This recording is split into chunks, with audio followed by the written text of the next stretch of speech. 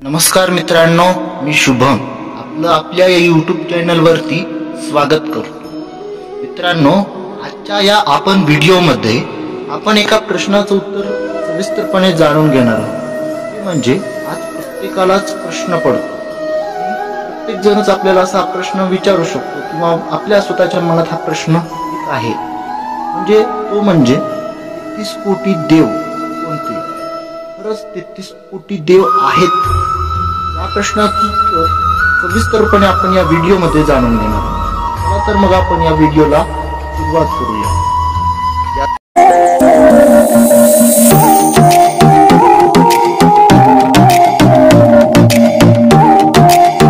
याचं उत्तर असं आहे, बघा मित्रांनो, बहुतेक लोकांना 33 कोटी याचा अर्थ 33 करोड असाच वाटत असतो, पण येथे कोटी शब्दाची ही पहिली वेलांटी आहे। मुळात संस्कृत मधील कोटी या शब्दाचा अर्थ करोड नसून प्रकार आहे, म्हणजे 33 प्रकारचे देव असा आहे।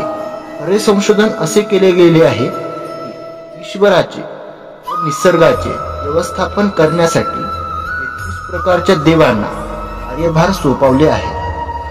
त्यांच्यामध्ये 8 वसु, 11 रुद्र, 12 आदित्य, 1 इंद्र आणि 1 प्रजापती असे 5 स्तर आहेत।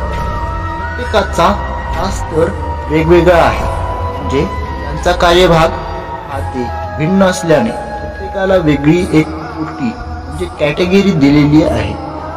अष्टवसूंची नावे आहेत आप, ध्रुव, सोम, धर, अनिल, अनल, प्रत्युष आणि प्रभास।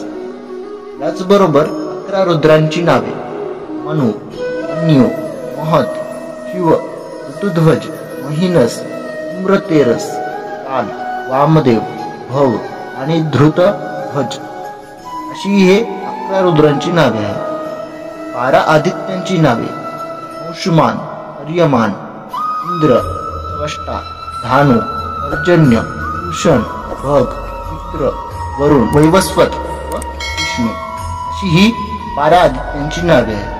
त्याचबरोबर 1 इंद्र आणि 1 प्रजापती असे एकंदर याचं कॅल्क्युलेशन जर आपण केलं, 8 + 11 + 12 + 1 + 1 म्हणजे टोटल 33 अशी संख्या होते।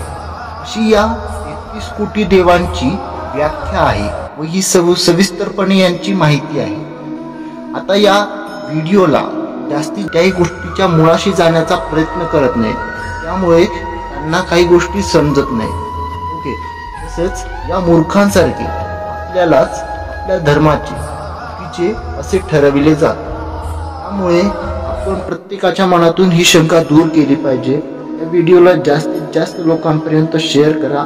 चला तर मग भेटू या पुढच्या व्हिडिओमध्ये। आपल्या या चॅनलला सबस्क्राईब करून त्या बेल आयकॉनला सुद्धा प्रेस करा, म्हणजे आपल्या या चॅनलचा तुम्ही फॅमिली मेंबर म्हणाल। त्याचबरोबर भेटू या पुढच्या व्हिडिओमध्ये। चला तर मग तोपर्यंत कनेक्ट राहा धर्मश्री विज्ञान सोबत। Thank you so much.